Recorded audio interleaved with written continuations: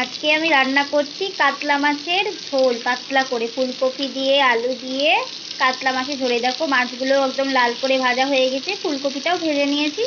এবার মশলা দিয়ে কষে ঝোলটা করে নেবো। চলো দেখতে থাকো। আলুগুলো সুন্দর করে ভাজা হয়ে গেছে, এই দেখো। এবার আমি মশলাটা দিয়ে দেবো। তো এখানে মশলা আছে আদা রসুন পেঁয়াজ লঙ্কা বাটা, টমেটো আছে, সব কিছু পেস্ট করে আমি বেটে নিয়েছি, পেস্ট করে নিয়েছি। এইটাই মশলা করে নেবো। মশলাটা দিয়ে দিয়েছি। কড়াইয়ে যে বাড়তি তেল ছিল সেই তেলেই আমি রান্নাটা করবো, কারণ বেশি তেল দেবো না। মানে এই যা গরমের সময়, তাতে কম তেল দিয়ে রান্না করাটাই ভালো হবে। আর যে বাড়তি যে জল ছিল মশলা, সেই জলটা দিয়ে দিলাম। মশলাটা কষা হয়ে গেছে, তাই ফুলকপি এগুলো দিয়ে দিলাম। এটা দিয়ে একটু কষে নেবো, তারপরে মাছগুলো দিয়ে ঝোলটা নামিয়ে দেবো। এই দেখো বন্ধুরা, আমার ঝোলটা রেডি হয়ে গেছে। দেখো কত সুন্দর কালার এসছে। এইভাবেই তোমরা রান্না করে খাও, গরমের দিনে শরীর টরীর খারাপ হবে না।